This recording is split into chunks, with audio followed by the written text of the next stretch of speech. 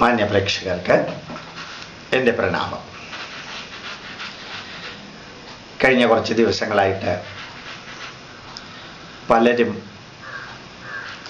യൂട്യൂബിലൂടെയും ഇമെയിലിലൂടെയും നേരിട്ടുമെല്ലാം ചോദിക്കുന്ന ചോദ്യങ്ങൾക്ക് മറുപടി പറയാറുണ്ട്. ഇന്ന് യൂട്യൂബിലൂടെ ധാരാളം വ്യക്തികൾ അതിശക്തമായ ഭാഷ ഉപയോഗിച്ചും വിമർശനാത്മകമായ രീതിയിലും അഭിനന്ദനാർഹമായ രീതിയിലും അതുപോലെ അറിയാൻ വേണ്ടിയിട്ടുള്ള രീതിയിലും ധാരാളം ചോദ്യങ്ങൾ ബൈബിളിനെ കുറിച്ചും കുരിശ്, യേശുദേവൻ ഇവരെക്കുറിച്ചുമെല്ലാം ചോദിച്ചിട്ടുണ്ട്. സാധാരണ കഴിഞ്ഞ കുറച്ച് ദിവസങ്ങളായിട്ട് അതുപോലെയുള്ള ചോദ്യങ്ങൾക്ക് മറുപടി ഒഴിവാക്കുകയാണ് പതിവ്. കാരണം മറ്റൊരു മതത്തിലെ കുറിച്ച് പറയാനുള്ളതെല്ലാം നേരത്തെ പറഞ്ഞിട്ടുണ്ട്. അത് യൂട്യൂബിൽ അവൈലബിളുമാണ്. പറഞ്ഞിരിക്കുന്നതെല്ലാം റെഫറൻസ് കൂട്ടിയതുകൊണ്ടാണ് പറഞ്ഞിരിക്കുന്നത്. വീണ്ടും വീണ്ടും അത് ആവർത്തിക്കുന്നത് ആവശ്യമില്ലാത്തതാണ്, വിരസവുമാണ് എന്നുള്ളത് കൊണ്ട് അപ്രകാരമുള്ള ചോദ്യങ്ങൾക്കും വിമർശനങ്ങൾക്കും കമൻറ്റുകൾക്കും മറുപടി പറയേണ്ട എന്ന് വിചാരിച്ചതാണ്.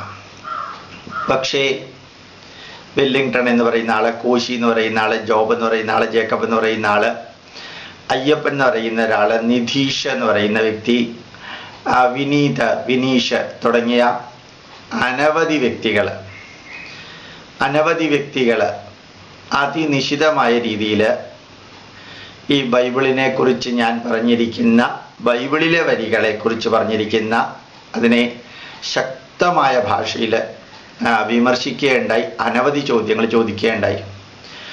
ആ ചോദ്യങ്ങൾക്ക് ഞാൻ മറുപടി പറഞ്ഞില്ലെങ്കിൽ ബാലകൃഷ്ണൻ ഒളിച്ചോടുകയാണെന്ന് വരെ പലരും പറഞ്ഞു. വെല്ലിംഗ്ടണിനെ പോലെയുള്ളവർ. ഒരു സയൻറ്റിസ്റ്റിന് ചേരാത്തതാണ് ഈ ഒളിച്ചോടൽ, ഞങ്ങൾക്ക് നിർബന്ധമായും അതിൻ്റെ ഉത്തരം തന്നേ പറ്റൂ എന്ന് ശക്തമായ ഭാഷയിൽ ഇവരിൽ ചിലരെല്ലാവരും പറഞ്ഞപ്പോൾ ഒരാൾ പറയേണ്ടായി, ബൈബിളിൽ ഇല്ലാത്തത് ഞാൻ ബൈബിളിൽ എഴുതി ചേർത്തതാണ് എന്ന് വരെ. അപ്പോൾ അതിൻ്റെ വസ്തുത അറിയിക്കേണ്ടത് എൻ്റെ ധാർമ്മികമായിട്ടുള്ള ഉത്തരവാദിത്വമാണ്. അല്ലെങ്കിൽ ഒരാൾ പറഞ്ഞതുപോലെ ഞാൻ ഒളിച്ചോടുകയായിരിക്കും, വേറൊരാൾ പറഞ്ഞതുപോലെ ഇല്ലാത്തത് ഞാൻ ബൈബിളിൽ ഉണ്ടെന്ന് വരുത്തി തീർത്ത് തെറ്റിദ്ധരിപ്പിക്കുന്നതായി തീരും. അത് ഒഴിവാക്കാൻ വേണ്ടി മാത്രമാണ് കുറച്ച് ചോദ്യങ്ങൾ സെലക്ട് ചെയ്ത് ധാരാളം പേര് ചോദിച്ച ചോദ്യങ്ങളെ ഒന്ന് സിമ്പിളായിട്ട് ക്രോഡീകരിച്ച് അതിന് മറുപടി പറയുന്നത്. ജസ്റ്റ് ചോദിക്കുന്നു എന്നുള്ള കാര്യം കൊണ്ട് മാത്രമാണ് ഉത്തരം പറയുന്നത്. അതിൽ പലരും ചോദിച്ച ചോദ്യം, യേശുദേവനെ കുരിശിൽ ആണിയടിച്ച് അദ്ദേഹത്തിനെ തൂക്കിയത് കൊണ്ടാണ് ആ കുരിശ് പൂജനീയമാകുന്നത്. അവിടെ ഇരുന്നുകൊണ്ടാണ് യേശുദേവൻ ഉജ്ജ്വലമായിട്ടുള്ള സന്ദേശം ലോകത്തിന് നൽകിയത്. അതുകൊണ്ട് ഞങ്ങൾ കുരിശ് പൂജിക്കുന്നു. അതിന് സാറിന് എന്താണ് കുഴപ്പം? എനിക്ക് യാതൊരു കുഴപ്പമില്ല. ഞാൻ ഒന്ന് മാത്രമേ പറയാറുള്ളൂ. ഭാരതീയ പൈതൃകത്തിൻ്റെയോ ലോക പൈതൃകത്തിൻ്റെയോ വീക്ഷണത്തിലൂടെ നോക്കാം. സംപൂജ്യനായ മഹാത്മാഗാന്ധിയെ വെടിവെച്ചു കൊന്ന ആ തോക്ക് പൂജിക്കാറുണ്ടോ? അമേരിക്കൻ പ്രസിഡന്റ് കെന്നഡി മരിച്ചിട്ട് അദ്ദേഹത്തിനെ വെടിവെച്ച് കൊന്നിട്ട് ഇന്നലത്തേക്ക് 50 വർഷം തികയാണ്. ആ കെന്നഡിയെ വെടിവെച്ച് കൊന്ന ആ തോക്ക് പൂജിക്കാറുണ്ടോ? അല്ലെങ്കിൽ ഏതെങ്കിലും ഒരു വ്യക്തിയെ, ഭഗത് സിംഗിനെ തൂക്കിക്കൊന്ന തൂക്കുകയറ് പൂജിക്കാറുണ്ടോ? അങ്ങനെ ഒരാളെ കൊന്ന ഒരു സായുധം എങ്ങനെയാ പൂജിക്കുക എന്നതായിരുന്നു ഞാൻ ചോദിച്ചത്. അടുത്തത്, യേശു എൻ്റെ പാപം ഏറ്റെടുത്ത് മരിച്ചു. നിങ്ങൾ വളരെ ഓരോ ക്രിസ്ത്യാനിയും ചിന്തിക്കേണ്ടതാണ്. ഞാൻ ചെയ്ത പാപം വേറൊരാൾക്ക് ട്രാൻസ്ഫർ ചെയ്യാൻ പറ്റുമോ? For every action there is an equal and opposite reaction എന്നാ പറയാം. മലയാളത്തിൽ താൻ നിരന്തരം ചെയ്യുന്ന കർമ്മങ്ങൾ താൻ അനുഭവിച്ചിടുകെന്നേ വരൂ എന്നാ പറയാം. ഞാൻ ചെയ്ത പാപം വേറൊരാൾ ഏറ്റെടുക്കുന്നു എന്നുള്ളത് എൻ്റെ വിശപ്പ് മാറാൻ വേറൊരാൾ ഊണ് കഴിക്കുന്നു, എൻ്റെ ദാഹം മാറാൻ വേറൊരാൾ വെള്ളം കുടിക്കുന്നു, ഞാൻ ചെയ്ത തെറ്റിന് വേറൊരാളെ തൂക്കിലേറ്റുന്നു എന്നത് ഏത് തരത്തിലുള്ള ലോജിക്കാ? മാത്രമല്ല, അങ്ങനെ ഇന്ന് ജീവിക്കുന്ന നമ്മൾ ചെയ്ത തെറ്റിന് 2000 വർഷങ്ങൾക്ക് മുമ്പ് ഒരാളെ കുരിശിലേറ്റി എന്ന് പറയുന്നതിൽ എന്ത് ലോജിക്കാണുള്ളത്?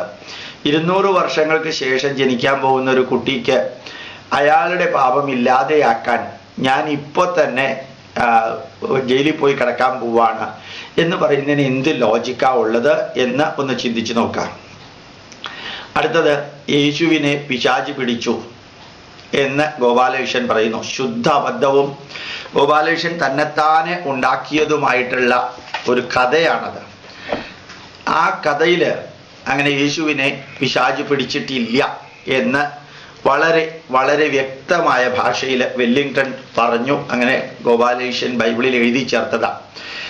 ഈ 2000 വർഷങ്ങൾക്ക് മുമ്പ് ആട്ടിടയന്മാരെ പോലെ മരുഭൂമിയിൽ അലഞ്ഞു തിരിഞ്ഞ് നടന്നവർക്ക് വേണ്ടി എഴുതിയ ഒരു ബൈബിള് പോലെ ഒരു ഗ്രന്ഥം ഗോപാലകൃഷ്ണൻ ഈ ജീവിതത്തിൽ എഴുതില്ല.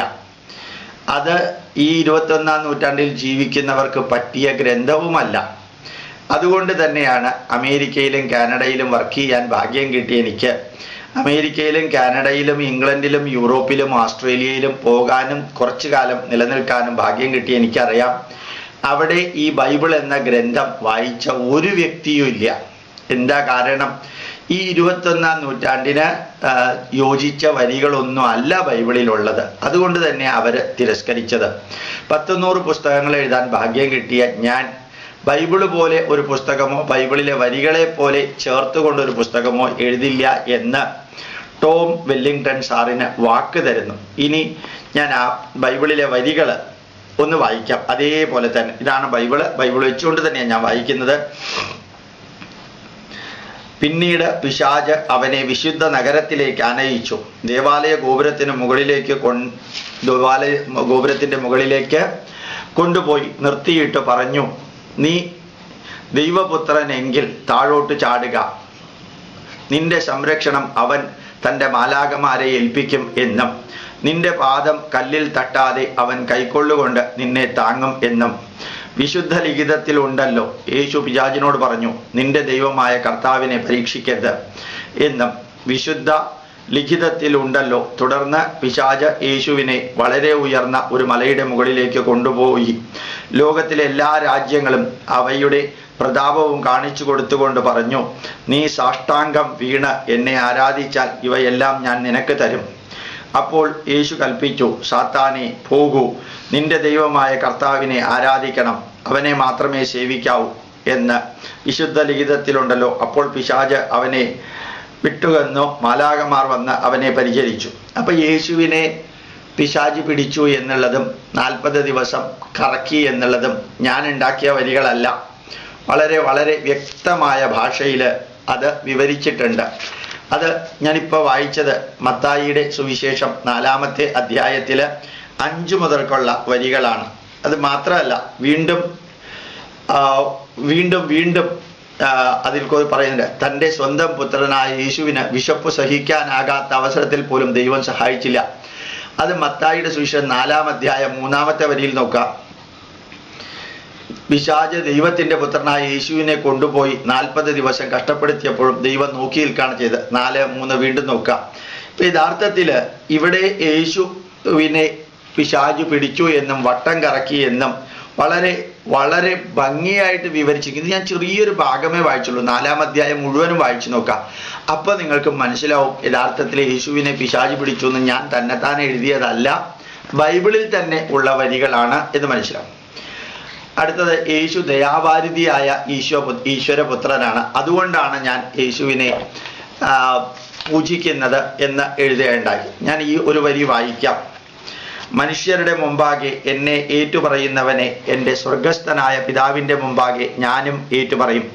എന്നാൽ മനുഷ്യരുടെ മുമ്പാകെ എന്നെ തള്ളിപ്പറയുന്നവനെ സ്വർഗസ്ഥനായ എൻ്റെ പിതാവിൻ്റെ മുമ്പാകെ ഞാനും തള്ളിപ്പറയും. ഞാൻ വന്നത് ഭൂമിയിൽ സമാധാനം സ്ഥാപിക്കാനാണ് എന്ന് നിങ്ങൾ ധരിക്കരുത്. സമാധാനമല്ല, വാളാണ് ഞാൻ കൊണ്ടുവന്നിരിക്കുന്നത്. ഞാൻ വന്നിരിക്കുന്നത് മകനെ അപ്പന് എതിരായും മകളെ അമ്മയ്ക്ക് എതിരായും മരുമകളെ അമ്മയ്ക്ക് എതിരായും ഭിന്നിപ്പിക്കാനാണ്. ഒരാളുടെ ശത്രുക്കൾ അയാളുടെ കുടുംബത്തിൽപ്പെട്ടവർ തന്നെയായിരിക്കും എന്നെ സ്നേഹിക്കുന്നതിൽ അധികം സ്വന്തം അപ്പനെയോ അമ്മയെയോ സ്നേഹിക്കുന്നവൻ എനിക്ക് അയോഗ്യനാണ്. എന്നെ സ്നേഹിക്കുന്നതിൽ അധികം സ്വന്തം പുത്രനെയോ പുത്രിയെയോ സ്നേഹിക്കുന്നവനും എനിക്ക് അയോഗ്യനാണ്. സ്വന്തം കുരിശുമെടുത്ത് എന്നെ അനുഗമിക്കാത്തവൻ എനിക്കും അയോഗ്യനാണ്.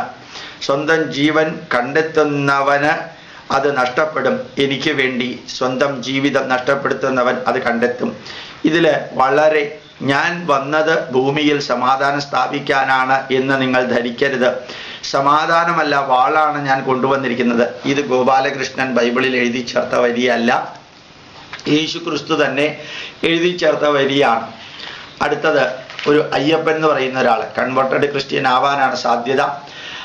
അദ്ദേഹം പറയുന്നു, യഹോവ ജീവനുള്ള ദൈവമാണ്, ആ ദൈവത്തെ മാത്രമേ ഞാൻ ആരാധിക്കുകയുള്ളൂ എന്ന് അയ്യപ്പനോട് വളരെ ലളിതമായ ഒരു ഭാഷയിൽ പറയാം. ശ്രീകൃഷ്ണൻ, ശ്രീരാമൻ, യേശുദേവൻ, മുഹമ്മദ് നബി, പ്രവാചകനായ മുഹമ്മദ് നബി, ഇവരൊക്കെയാണ് ജീവനുള്ള അവതാരങ്ങളെന്നോ അല്ലെങ്കിൽ പുണ്യാത്മാക്കളെന്നോ പറയുക. യഹോവ, അള്ളാഹു, ബ്രഹ്മാവ്, വിഷ്ണു, മഹേശ്വരൻ, ഗണപതി, ഇവരെല്ലാം സങ്കല്പമാണ്. ഇവരൊന്നും ജീവനുള്ള അവതാരങ്ങളല്ല. ആരും അവരെ കണ്ടിട്ടുമില്ല, ആർക്ക് രൂപമോ ഭാവമോ ഒന്നും ഇല്ല. അവരെല്ലാം സങ്കല്പമാണ്. ജീവനുള്ള ദൈവമാണ് യഹോവ എന്ന് പറയുന്നത് ഒരു മാനസിക രോഗത്തിൻ്റെ ലക്ഷണമാണ്. മാത്രമല്ല, ഞാൻ യഹോവയെ മാത്രമേ ആരാധിക്കൂ എന്ന് പറയുമ്പോൾ യഹോവ പറഞ്ഞിരിക്കുന്ന ഒരു വരി ഞാൻ നിങ്ങളെ കേൾപ്പിക്കുകയാണ്. ആമോസ് എന്ന് പറയുന്ന പഴയ നിയമത്തിൽ, ബൈബിളിലെ പഴയ നിയമത്തിലെ 5-ാം അധ്യായത്തിലെ 18-ാമത്തെ വരി നോക്കുക. കർത്താവ് പറഞ്ഞു, കർത്താവിൻ്റെ ദിനം കൊതിക്കുന്ന നിങ്ങൾക്ക് ദുരിതം. കർത്താവിൻ്റെ ദിനം നിങ്ങൾക്കെന്തിനാണ്? അത് വെളിച്ചമല്ല, ഇരുട്ടാണ്. സിംഹത്തിൻ്റെ മുമ്പിൽ നിന്ന് ഓടിയവൻ കരടിയുടെ മുമ്പിൽ ചെന്ന് പെടുന്നവനെ പോലെയാണ് ഇത്. കർത്താവിൻ്റെ ദിനം ഇരുട്ടല്ലേ, വെളിച്ചമല്ലല്ലോ, പ്രകാശമല്ലാത്ത ഇരുട്ടല്ലേ അത്. നിങ്ങളുടെ തിരുനാളുകൾ ഞാൻ വെറുക്കുന്നു, ഞാൻ തള്ളിക്കളയുന്നു. ആമോസ് പഴയ നിയമത്തിലെ 5-ാം അധ്യായത്തിലെ 18-ാമത്തെ വരി. ഇത് യഹോവയുടെ വരികളായിട്ടാണ് വരുന്നത്. തീർന്നില്ല.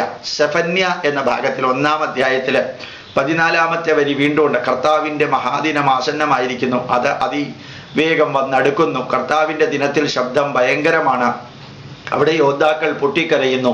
അത് ക്രോധത്തിൻ്റെ ദിനമാണ്, ദുരിതത്തിൻ്റെയും കൊടിയ വേദനയുടെയും ദിനം, നാശത്തിൻ്റെയും തകർച്ചയുടെയും ദിനം, ഇരുട്ടിൻ്റെയും മങ്ങലിൻ്റെയും ദിനം, കാർമേഘങ്ങളുടെയും കൂരിരുട്ടിൻ്റെയും ദിനം, കൊട്ടകൊത്തളങ്ങൾക്കെതിരെ പോർവിളി മുഴങ്ങുന്ന ദിനം. ഞാൻ മനുഷ്യർക്ക് ദുരിതമുണ്ടാക്കും, അവർ അന്ധരെ പോലെ നടക്കും. കർത്താവിൻ്റെ ക്രോധദിനത്തിൽ അവരെ ഒന്നിനും രക്ഷിക്കാനാവില്ല. ഭൂമിയിലെ സർവ്വനിവാസികളെയും ഞാൻ പെട്ടെന്ന് നശിപ്പിക്കും, അവൻ പെട്ടെന്ന് നശിപ്പിക്കും. സെഫന്യ എന്ന വരിയിൽ പറഞ്ഞിരിക്കുകയാണ്. ഇനി നിങ്ങൾ തന്നെ ചിന്തിക്കുക, ഈ വരിയിൽ എവിടെയാണ് യഥാർത്ഥത്തിൽ ഈ യഹോവ എന്ന ദൈവത്തിൻ്റെ മഹാദയ ഉണ്ടാവുക എന്നുള്ളത്? അടുത്തൊരു ചോദ്യം. ഞാൻ പൈതൃകത്തെ ആരാധിക്കുന്നു, പക്ഷേ കൃഷ്ണനെ ഒരിക്കലും പൂജിക്കയില്ല, യേശുദേവനെ മാത്രമേ പൂജിക്കുള്ളൂ. വളരെ വികാരത്തോടു കൂടിയാണ് പറഞ്ഞിരിക്കുന്നത്. ശ്രീകൃഷ്ണനെ പൂജിക്കണമെങ്കിൽ ശ്രീകൃഷ്ണനെ തിരിച്ചറിയണം. ശ്രീകൃഷ്ണൻ 5153 വർഷങ്ങൾക്ക് മുമ്പ് BC 3140 വിവരിച്ച ആ ഭഗവത്ഗീതയുടെ 700 ശ്ലോകങ്ങൾ ഹാർവാർഡ് യൂണിവേഴ്സിറ്റിയിൽ MBAക്ക് പഠിപ്പിക്കുന്നത്. ആ ഭഗവത്ഗീതയാണ് ഗോർബച്ചേവ് കൂട്ടിയാറുള്ളത്. ആ ഭഗവത്ഗീതയിൽ നിന്നാണ് Albert Einstein I get inspiration from Gita for all my hypothesis and theorem എന്ന് പറഞ്ഞത്. ആ ഭഗവത്ഗീതയാണ് മഹാത്മാഗാന്ധിക്ക് ആധാരമായിരുന്നത്. ആ ഭഗവത്ഗീതയിലെ വരിയാണ് ആദ്യത്തെ ആറ്റം ബോംബ് പൊട്ടിച്ച റോബർട്ട് ഓപ്പൻഹീമർ കോട്ട് ചെയ്തത്. ആറ്റം ബോംബ് പൊട്ടുന്ന ശബ്ദവും പ്രകാശവും കേട്ട് ഭഗവത്ഗീതയുടെ ലെവലിലേക്ക് ഉയർന്നാലേ ശ്രീകൃഷ്ണനെ മനസ്സിലാക്കാൻ സാധിക്കുള്ളൂ. 2000 വർഷങ്ങൾക്ക് മുമ്പ് ആട്ടിടയന്മാർക്കും വളരെ പാവപ്പെട്ടവർക്കും വിദ്യാഭ്യാസം ഇല്ലാത്തവർക്കും ചിന്താശക്തി ഇല്ലാത്തവർക്കും വേണ്ടി എഴുതിയ ഒരു പുസ്തകവും അവരെ ഉപദേശിക്കാൻ വേണ്ടി അവതരിച്ച യേശുദേവനെയും പൂജിക്കുന്ന ലെവലിൽ നിന്ന് ഉയർന്നില്ലെങ്കിൽ ഒരിക്കലും ശ്രീകൃഷ്ണൻ ആരാണെന്ന് മനസ്സിലാക്കാൻ സാധിക്കില്ല. യേശുദേവനെ നമ്മൾ പൂജിക്കുന്നതും യേശുദേവനെ പോലെ ജീവിക്കാനല്ല. നിങ്ങൾക്ക് സാധിക്കില്ല യേശുദേവനെ പോലെ കുരിശിലേറാൻ. ശ്രീകൃഷ്ണനെ നമ്മൾ പൂജിക്കുന്നതും ശ്രീകൃഷ്ണനെ പോലെ ജീവിക്കാനല്ല, ശ്രീകൃഷ്ണൻ നൽകിയ ഉപദേശത്തിൻ്റെ ലെവലിലേക്ക് ഉയരാനാണ്. അതുകൊണ്ട് ഇപ്പോൾ നിങ്ങൾ ആ ലെവലിൽ എത്താത്തത് കൊണ്ടാണ് കൃഷ്ണനെ പൂജിക്കാൻ നിങ്ങൾക്ക് സാധിക്കാത്തത്. ക്രിസ്തുവിൻ്റെ ലെവലേ എത്തിയിട്ടുള്ളൂ, അല്ലെങ്കിൽ ക്രിസ്തുവിനെ പൂജിക്കുന്ന ലെവലേ എത്തിയിട്ടുള്ളൂ എന്ന് മനസ്സിലാക്കാം. യേശുവിൻ്റെ ശവകുടീരം ജമ്മു കാശ്മീരിലുണ്ട് എന്ന് പറയുന്നത് ശുദ്ധ അസംബന്ധമാണ്. യേശുദേവൻ സ്വർഗത്തിലേക്ക് പോയി. ഒരു 10 മിനിറ്റ് ഇരുന്ന് ആലോചിക്കുക, സ്വർഗം എവിടെയാണ്? ആകാശത്തിൻ്റെ മുകളിൽ ഒരു സ്വർഗമില്ല. യേശുദേവൻ കുരിശിലേറി 3-ാം ദിവസം ഉയർത്തെഴുന്നേറ്റു എന്ന് പറഞ്ഞ് കുരിശിൽ യേശുദേവൻ മരിച്ചിട്ടില്ല. 100 തരം തെളിവുകളാ കിട്ടിയിരിക്കുന്നത്. മരിച്ച യേശുദേവനെ കറ്റാർവാഴ നീരും ആലവും ചേർത്ത് പിഴിയില്ല. സാധാരണ യെരൂശലേമിലോ ഇസ്രായേലിലോ യേശുദേവന്റെ ശവകുടീരമില്ല. ഞാൻ അമർനാഥിലേക്ക് പോകുന്ന വഴിക്ക് താമസിച്ചത് ശ്രീനഗറില. ഞാൻ താമസിച്ചതിന് 1 കിലോമീറ്റർ അപ്പുറത്താണ് യേശുദേവന്റെ ശവകുടീരം. അതിനെക്കുറിച്ച് full detail government of India full detail യേശുദേവന്റെ ശവകുടീരത്തെക്കുറിച്ച് എടുത്തിട്ടുണ്ട്, വീഡിയോ കൊടുത്തിട്ടുണ്ട്. അതിൻ്റെ ലിങ്കും ഞാൻ ഫേസ്ബുക്കിൽ അപ്ലോഡ് ചെയ്തിട്ടുണ്ട്. അപ്പോൾ ഇത്രയും സയൻറ്റിഫിക് ആയിട്ട് കോട്ടയം മെഡിക്കൽ കോളേജിലെ ഡോക്ടർ CP മാത്യു, അദ്ദേഹം ഒരു ക്രിസ്ത്യാനിയാണ്, യേശുദേവൻ കുരിശിൽ മരിച്ചിട്ടില്ല എന്ന തെളിവ് സഹിതം പറയുകയുണ്ടായി. CP മാത്യു പറയുന്നതിനോടൊന്നും എനിക്ക് വിശ്വാസമില്ല. ബൈബിളിൽ പറയുന്നത് മാത്രമേ വിശ്വാസമുള്ളൂ എങ്കിൽ അത് നിന്റെ വിശ്വാസം നിന്നെ പൊറുപ്പിക്കട്ടെ, മറ്റുള്ളവരെ ഉപദ്രവിക്കാതിരിക്കട്ടെ എന്ന് മാത്രമേ എനിക്ക് പറയാനുള്ളൂ. ഞാൻ ഒന്നിൽ മാത്രമേ വിശ്വസിക്കുള്ളൂ, അന്ധവിശ്വാസത്തിൽ മാത്രമേ ഉള്ളൂ എന്ന് പറഞ്ഞാൽ അതൊരു തരത്തിലുള്ള മാനസിക രോഗമാണ്. അത് ശാസ്ത്രവീക്ഷണമല്ല. ദൈവത്തെ ഭയപ്പെട്ട് വെറുതെ ചില അന്ധവിശ്വാസങ്ങളിൽ നിലനിൽക്കുകയാണ്. അപ്പോൾ യേശുവിൻ്റെ ശവകുടീരം ശ്രീനഗറിനടുത്ത് ഇപ്പോഴും ഈശോ നബിയുടെ ശവകുടീരം എന്ന് പറഞ്ഞിട്ടുണ്ട്. ധാരാളം പേരവിടെ വരാറുമുണ്ട്. ഞാനൊരു യഹോവ സാക്ഷിയാണ്. നിങ്ങൾക്ക് എന്താവാനും ആവാതിരിക്കാനും സ്വാതന്ത്ര്യമുണ്ട്. നിങ്ങളുടെ വിശ്വാസവും നിങ്ങളുടെ ആരാധനയും പാവപ്പെട്ട ഹിന്ദുക്കളെ മതം മാറ്റാനാണ് ഇപ്പോൾ ഉപയോഗിക്കുന്നത് എന്നുള്ളതിൽ മാത്രമേ ഞങ്ങൾക്ക് പ്രതിഷേധവും ദേഷ്യവുമുള്ളൂ. വെറുപ്പിക്കുന്ന ഒരു ദൈവമാണ് യേശു, വെറുപ്പിക്കാത്ത ഒരു ദൈവമാണ് യേശു. യേശു പ്രതിഷേധവും പ്രതികാരവും ചെയ്യാത്തൊരു ദൈവമാണ്. ഇതെല്ലാം നിങ്ങളുടെ തോന്നലാണ്. യഥാർത്ഥത്തിൽ യേശു വെറുപ്പിക്കുന്ന ദൈവമാണെന്ന് ഞാൻ പറഞ്ഞിട്ടില്ല. യേശു ദേഷ്യപ്പെടുന്ന ദൈവമാണെന്ന് പറഞ്ഞിട്ടില്ല. ഈ ലോകത്തിൽ ദൈവീക ഗുണം എന്ന് പറയുന്നത് നന്മ നിറഞ്ഞ ഗുണങ്ങളാണ്. യേശുദേവൻ ഒരു മനുഷ്യൻ മാത്രമാണ്. അത് ദൈവം കന്യാമറിയത്തിൽ ഗർഭമുണ്ടാക്കി എന്ന് പറയുന്നത് ലോകത്തിലെ അസംബന്ധങ്ങളിൽ 1-ാമത്തെ അസംബന്ധമാണ്. ഒരു ദൈവത്തിനും ഒരു മനുഷ്യ സ്ത്രീയിൽ ഗർഭം ഉണ്ടാക്കാൻ പറ്റില്ല.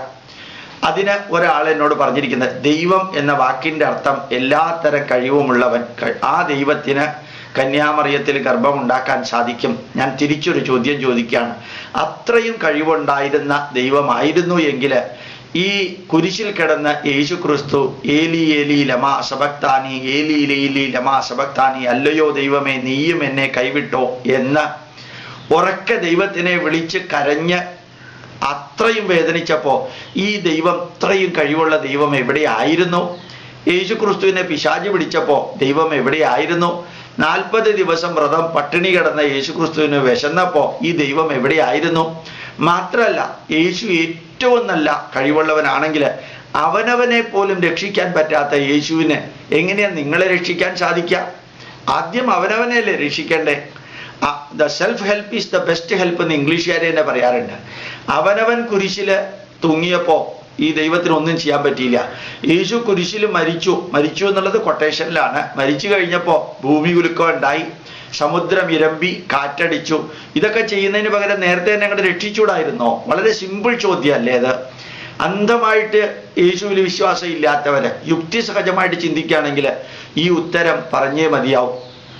ഗോപാലകൃഷ്ണൻ സ്വയം ബൈബിളിലെ വരികൾ എഴുതുകയാണ്. ആ അബദ്ധം ഞാൻ ജീവിതത്തിൽ ഒരിക്കലും കാണിക്കില്ല. കാരണം 2000 വർഷം മുമ്പ് ജീവിച്ചിരുന്ന മനുഷ്യർക്ക് വേണ്ടി, അത് ഞാൻ നേരത്തെ പറഞ്ഞതുപോലെ അവിടെയുള്ള മരുഭൂമിയിലെ നിവാസികൾ ഒരു വിദ്യാഭ്യാസവും ഇല്ലാത്തവർക്ക് വേണ്ടി എഴുതിയ പുസ്തകം പോലൊരു പുസ്തകമോ ആ പുസ്തകത്തിനകത്ത് എൻ്റേതായിട്ടുള്ള വരികളോ ഞാൻ എഴുതി ചേർക്കില്ല. ലോകത്തിൽ 60% ക്രിസ്ത്യാനികളാണ് എന്നത് തന്നെ ക്രിസ്തുവിൻ്റെ മഹത്വത്തിന് തെളിവല്ലേ? ഒന്ന് അമേരിക്കയിലോ കാനഡയിലോ ഇംഗ്ലണ്ടിലോ യൂറോപ്പിലോ ഓസ്ട്രേലിയയിലേക്കോ പോയി നോക്കാം. അവിടെ ആരെങ്കിലും പള്ളിയിലേക്ക് പോകുന്നുണ്ടോ നോക്കാം. 1000-ലധികം പള്ളികൾ ലണ്ടൻ നഗരത്തിൽ ലേലം വിളിച്ച് കഴിഞ്ഞപ്പോഴാണ് ബ്രിട്ടീഷ് ഗവൺമെൻറ് ഒരു നിയമം കൊണ്ടുവന്നത്, പള്ളി വിൽക്കരുതെന്ന്. യൂറോപ്പിലെ പള്ളി വിൽക്കരുതെന്ന നിയമമില്ല. എന്നാൽ പള്ളി മുഴുവനും വാങ്ങിക്കുന്നത് അറബിയിലെ മുസ്ലിങ്ങളും കുറേ ഹിന്ദുക്കൾ, ഇന്ത്യയിലെ ഹിന്ദുക്കളുമാണ്. ഞാൻ ന്യൂയോർക്കിൽ കുറേ കാലം ഉണ്ടായിരുന്നു. നിങ്ങൾക്ക് ആ ന്യൂയോർക്കിലെ വഴിയിലൂടെ ഡ്രൈവ് ചെയ്യുമ്പോൾ കാണാം ആയിരക്കണക്കിന് പള്ളികൾ. ഞാൻ 1000 എന്ന് പറയുമ്പോൾ അതിശയോക്തിയല്ല, ആയിരക്കണക്കിന് പള്ളികൾ ഇപ്പോൾ പച്ച പെയിന്റ് അടിച്ച് മോസ്കുകളാക്കി മാറ്റിയിട്ടുണ്ട്. അപ്പോൾ 60, 65, 70% ക്രിസ്ത്യാനികളാണ് ലോകത്തിൽ എന്ന് തന്നെത്താനെ ധരിച്ച് അഭിമാനിക്കുന്നതിൽ അർത്ഥമില്ല. പണ്ട് ക്രിസ്ത്യാനികളായിരുന്നവർക്ക് അതിനകത്ത് ഒന്നുമില്ലെന്നും ശുദ്ധ അബദ്ധവും അന്ധവിശ്വാസവുമാണെന്ന് തിരിച്ചറിയുമ്പോൾ അവർ പേരിൽ മാത്രമേ ക്രിസ്ത്യാനിയുള്ളൂ, വിശ്വാസത്തിലോ പള്ളിയിൽ പോക്കിലോ ആചാരത്തിലോ അവർ ക്രിസ്ത്യാനിയോ അല്ല. യേശു എന്ന ഒരാളെ കുറിച്ച് അവർക്ക് അറിഞ്ഞും കൂടാ എന്നുള്ളതാണ് സത്യം. ചതിച്ചും വഞ്ചിച്ചും പറ്റിച്ചും എത്ര കാലം മതപരിവർത്തനം നടത്താൻ സാധിക്കും? ഇത് ഞാൻ പറഞ്ഞൊരു കമന്റിന് എതിരായിട്ടുള്ള ഒരു കമന്റാണ്, കോശി ജേക്കബിന്റെ കമന്റാണ്. ഞാൻ പറഞ്ഞിരുന്നു ഭാരതം മുഴുവനും ചതിച്ചും വഞ്ചിച്ചും പറ്റിച്ചും അവഹേളിച്ചും മതപരിവർത്തനം നടത്തുന്നു എന്ന്. അപ്പൊ അതിന് തിരിച്ച് അയാൾ ചോദിച്ചതാ, അങ്ങനെ എത്ര കാലം നടത്താൻ പറ്റും? ഞാൻ കോശി കെ ജേക്കബിനോട് പറയുന്നു, money power, muscle power, man power, political power, money power, man power, muscle power, political power ഉള്ള ക്രിസ്ത്യാനികൾക്ക് ഇത് ആ 4 തീരുന്നത് വരെ മതപരിവർത്തനം നടത്താൻ സാധിക്കും. ആ 4 ഇപ്പോൾ അമേരിക്കയിലെ ക്രിസ്ത്യാനികൾക്കില്ല, ഇംഗ്ലണ്ടിലെ ക്രിസ്ത്യാനികൾക്കില്ല, കാനഡയിലെ ക്രിസ്ത്യാനികൾക്കില്ല. 1 വർഷത്തിലധികം ഞാൻ കാനഡയിൽ ഉണ്ടായിരുന്നതാ. യൂറോപ്പിലെ ക്രിസ്ത്യാനികൾക്ക് money power, muscle power, man power, political power ഇല്ല. അതുകൊണ്ട് അവിടെ ഇപ്പോൾ ക്രിസ്ത്യാനികളില്ല. ഈ പത്തനംതിട്ടയിൽ നിന്നൊരു ബിഷപ്പ് പോപ്പിന്റെ അടുത്ത് എന്ന് പറഞ്ഞു, നിങ്ങൾക്ക് മാൻ പവർ ഇല്ല, മണി പവർ ഉണ്ട്, ധാരാളം പൈസയുണ്ട്, ആൾക്കാരില്ല. ഞങ്ങൾക്ക് പൈസയില്ല, ധാരാളം ആൾക്കാരുണ്ട്. അതുകൊണ്ട് നിങ്ങൾക്ക് എത്ര ആൾക്കാരെ വേണമെങ്കിലും ഞങ്ങൾ കേരളത്തിൽ നിന്ന് അയച്ചു തരാം, ഞങ്ങൾക്ക് പൈസ തന്നാൽ മതി എന്ന് പറഞ്ഞു. ആ ബിഷപ്പ് ആ വരി പറഞ്ഞതിനെ Indian institute of Christian studies അതിൻ്റെ ഡയറക്ടർ ഡോക്ടർ ജോസഫ് പുലിക്കുന്നിൽ അതിശക്തമായിട്ട് വിമർശിക്കുകയുണ്ടായി.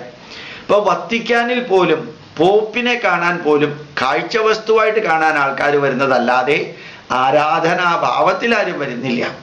അതുകൊണ്ട് ചതിച്ചും വഞ്ചിച്ചും പറ്റിച്ചും അവഹേളിച്ചും മതപരിവർത്തനം നടത്താൻ money power, muscle power, man power, political power ഉണ്ടെങ്കിൽ, പ്രത്യേകിച്ച് ഇറ്റലിയിൽ നിന്ന് വന്ന ഒരാളാണ് ഭാരതം ഭരിക്കുന്നത്, പോപ്പിന്റെ നാട്ടിൽ നിന്ന്. അപ്പൊ തീർച്ചയായിട്ടും അത് സാധിക്കും. സത്യം, ധർമ്മം, നീതി, ന്യായം നിലനിൽക്കുന്നത് സത്യം, ധർമ്മം, നീതി, ന്യായം നിലനിർത്താനുള്ള ആൾക്കാരുള്ളപ്പോഴാണ്, അല്ലാതെ അല്ല അത് നിലനിൽക്കുന്നത് എന്നും കൂടി ഓർക്കാം. സെന്റ് തോമസ് കേരളത്തിൽ വന്നു എന്നുള്ളത് ഞങ്ങൾ വിശ്വസിക്കുന്നു. നിങ്ങൾക്ക് എന്തു വേണമെങ്കിലും വിശ്വസിക്കാം. എൻ്റെ വീട്ടിൽ വലിയൊരു തെങ്ങുണ്ട്, അതിൽ നിറച്ച് അടക്ക ഉണ്ടാവുന്നു എന്ന് വിശ്വസിക്കാം. എൻ്റെ വീട്ടിലൊരു വാഴയുണ്ട്, അതിൽ നിന്നാണ് ചേന ഉണ്ടാവുന്നത് എന്ന് വിശ്വസിക്കാം. എൻ്റെ വീട്ടിൽ ഒരു പട്ടിയുണ്ട്, അത് പ്രസവിക്കുന്നത് മുഴുവനും പൂച്ചയാണെന്ന് വിശ്വസിക്കാം. വിശ്വസിക്കുന്നതിൽ ആർക്കും ഒരു വിഷമവും ഉണ്ടാവാൻ സാധ്യതയില്ലല്ലോ. സത്യം എന്താന്നുള്ളതല്ലേ ഇമ്പോർട്ടൻ്റ്. സെന്റ് തോമസ് കേരളത്തിൽ വന്നിട്ടില്ല എന്നും അദ്ദേഹം 8 നമ്പൂതിരി കുടുംബത്തെ കൺവെർട്ട് ചെയ്തിട്ടില്ല എന്നും ഈ പാലിയോട് പോലെയുള്ള പള്ളികൾ വെറും അമ്പലമായിരുന്നതിനെ ക്രിസ്ത്യാനികൾ കയ്യേറിയിട്ട് പള്ളിയാക്കിയതാണെന്നും അതിൽ സെന്റ് തോമസിന് ഈ കാട്ടിൽ ചെന്ന് നിലയ്ക്കൽ ചെന്ന് ശബരിമല ഈശ്വരന്റെ നെഞ്ചത്ത് കുരിശു തറയ്ക്കാനുള്ള കഴിവില്ല എന്നും വളരെ വ്യക്തമായിട്ട് പോപ്പ് അംഗീകരിച്ചതാ, ഗോപാലകൃഷ്ണൻ അംഗീകരിച്ചതല്ല. അപ്പൊ ഈ സെന്റ് തോമസിന്റെ കഥ തനി തട്ടിപ്പും വെട്ടിപ്പുമാണെന്ന് മാതൃഭൂമി പത്രത്തിൽ വന്നു. ചരിത്ര പ്രൊഫസർ ഡോക്ടർ CI ഐസക് തെളിവ് സഹിതം പുസ്തകം എഴുതിയിട്ടുണ്ട്. ഇതൊന്നും ഞാൻ വിശ്വസിക്കുന്നില്ല എന്നുള്ളത് നിങ്ങളുടെ സ്വാതന്ത്ര്യമാണ്, അതൊന്നും എന്നെ ബാധിക്കുന്ന കാര്യമല്ല. യേശു കുരിശിൽ മരിച്ചിട്ടില്ല എന്ന് തെളിവ് സഹിതം എഴുതി, അത് ഞാൻ വിശ്വസിക്കുന്നില്ല. എന്തു വേണമെങ്കിലും വിശ്വസിക്കാനും വിശ്വസിക്കാതിരിക്കാനുള്ള സ്വാതന്ത്ര്യമുണ്ട്. പക്ഷെ ആ വിശ്വസിക്കാത്തത് പോലും ഈ പാവപ്പെട്ടവനെ ചതിച്ചും വഞ്ചിച്ചും പറ്റിച്ചും മതപരിവർത്തനം നടത്താൻ ഉപയോഗിക്കുന്നതിനോട് ദേഷ്യമുണ്ട് എന്ന് മാത്രമേ ഉള്ളൂ. മെത്രാപ്പൊലീത്ത അമ്മയെ കാണാൻ പോയത്, മാതാ അമൃതാനന്ദമയുടെ 60ാം ജന്മവാർഷികത്തിന് മെത്രാപ്പൊലീത്ത പോയപ്പോൾ ബിഷപ്പിന്, മാർത്തോമാ സഭയുടെ ബിഷപ്പിന് ഭയങ്കര ദേഷ്യം വന്നു. അങ്ങേർക്ക് ദേഷ്യം വന്നതിൽ വളരെയധികം ന്യായമുണ്ട്. കാരണം മുമ്പേ ഗമിക്കുന്ന ഗോക്കൾ തൻ പിമ്പേ ഗമിക്കുന്നു ഗോക്കളെല്ലാം എന്ന് മലയാളത്തിൽ ഒരു വരിയുണ്ട്. ആ മെത്രാപ്പൊലീത്ത കുറേ കാലമായിട്ട് അമ്പലങ്ങളിൽ പോവാറുണ്ട്.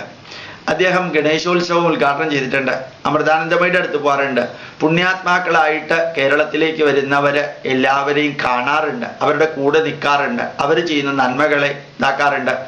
അത് ക്രിസ്ത്യാനികൾ ചെയ്യാറില്ല. അതാണ് ബിഷപ്പിന്റെ തനി സ്വഭാവം പുറത്തേക്ക് വന്നത്. ബിഷപ്പിന് അറിയാം, മെത്രാപ്പൊലീത്തയെ പോലെയുള്ള ക്രിസ്റ്റോ മെത്രാപ്പൊലീത്തയെ പോലെയുള്ളവര് അമ്മയുടെ അടുത്തേക്കും സായിബാബയുടെ അടുത്തേക്കും പോയാൽ മറ്റുള്ളവരും പോകാൻ തുടങ്ങും. ഇപ്പോഴും മറ്റുള്ള കന്യാസ്ത്രീകളും മറ്റുള്ളവരും അമ്മയുടെ അടുത്തേക്ക് പോകാറുണ്ട്. ഒന്ന് അമൃതാനന്ദമയി മഠത്തിൽ പോയാൽ അറിയാം എത്ര ക്രിസ്ത്യാനികളാണ് അമ്മയുടെ ശിഷ്യന്മാരായിട്ട് ക്രിസ്ത്യൻ പേര് വെച്ചുകൊണ്ട് സന്യാസം സ്വീകരിച്ചിരിക്കുന്നത് എന്ന് അവിടെ പോയാൽ അറിയാൻ സാധിക്കും. മാത്രമല്ല, വേറൊരു കത്തോലിക്ക ബിഷപ്പ് വിജയദശമി സന്ദേശമായിട്ട് പറയുകയുണ്ടായി, ഭാരതത്തെ ക്രൈസ്തവവൽക്കരിക്കലാണ് ഞങ്ങളുടെ ലക്ഷ്യം എന്ന്. വേറൊരാൾ വെല്ലിംഗ്ടനെ പോലെയുള്ള ആളും കോശിയെ പോലെയുള്ള ഒരാളും ജേക്കബിനെ പോലെയുള്ള ഒരാളും പറയുകയുണ്ടായി, ഭാരതീയ സംസ്കാരത്തെ ഞാൻ ആരാധിക്കുന്നു, കൃഷ്ണനെ പൂജിക്കാൻ സാധ്യമല്ലെന്ന്.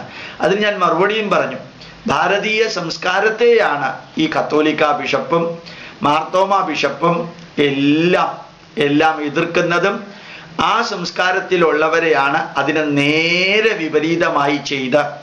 ശരിക്ക് ഒരു അമ്പലത്തില് ആ ശ്രീകോവിലിന്റെ നേരെ ആ കൊടിമരം വെക്കുക, അതിൻ്റെ മുകളിലെ ദേവവാഹനാണ്. പള്ളിയിലെ എവിടെയെങ്കിലുമാണ് സൗകര്യമുള്ള സ്ഥലത്താ കൊടിമരം വെക്കുക, അതിൻ്റെ മുകളിൽ യേശുവിനെ ആണിയടിച്ച കുരിശാ വെക്കുന്നത്. ആ വിജയദശമിയുടെ അന്ന് വിദ്യാരംഭം നടത്തി അത് കൊണ്ടുപോയിട്ട് അതും യേശുവിനെ ആണിയടിച്ച സാധനമാണ് പിള്ളേരെ കൊണ്ട് വരപ്പിക്കുന്നത്. പള്ളിക്കകത്ത് യേശുവിൻ്റെ രക്തം എന്ന് പറഞ്ഞ് വീഞ്ഞാ കൊടുക്കുക, യേശുവിൻ്റെ തീർത്ഥം എന്ന് പറഞ്ഞല്ല കൊടുക്കുക, രക്തം എന്ന് പറഞ്ഞാൽ കൊടുക്കുക. ഒരു മനുഷ്യൻ്റെ രക്തം കുടിക്കാൻ പാകത്തിന് താണ ലെവലിലേക്ക് പോകുന്ന ഒരു സമൂഹം അത്ഭുതം തോന്നാറുണ്ട്. യേശുവിൻ്റെ ശരീരം എന്ന് പറഞ്ഞ അപ്പം തിന്നുക, അത് പണ്ട് ഇസ്രായേലുകാർ ചെയ്തിരുന്നു. ഇസ്രായേലുകാർ തലകുത്തി നിന്നിട്ടുണ്ടാവും, അതനുസരിച്ച് ഇവിടെ തലകുത്തി നിൽക്കണോ? എന്തിനാ തലകുത്തി നിൽക്കുന്നത്? ഇസ്രായേലിൽ മഴ പെയ്താൽ ഇവിടെ കുട പിടിക്കാറുണ്ടോ ആരെങ്കിലും? ആ ബൈബിളിലെ അന്ധവിശ്വാസങ്ങളും അബദ്ധജടിലമായ വരികളും അബദ്ധജടിലമായ ആചാരങ്ങളും ഈ നാട്ടിൽ കൊണ്ടുവന്ന് ഇവിടുത്തെ സംസ്കാരത്തെ ഇല്ലാതെയാക്കുന്ന ഒരു കാഴ്ച. അതുപോലെ ഓണത്തിൻ്റെ പൂക്കളമിടും, നടുക്ക് വീണ്ടും അതിനകത്ത് കുരിശ. എങ്ങനെ ഇത് നിങ്ങൾക്ക് സാധിക്കുന്നു എന്നാണ് ഞാൻ അത്ഭുതത്തോടു കൂടി ചോദിക്കാറുള്ളത്.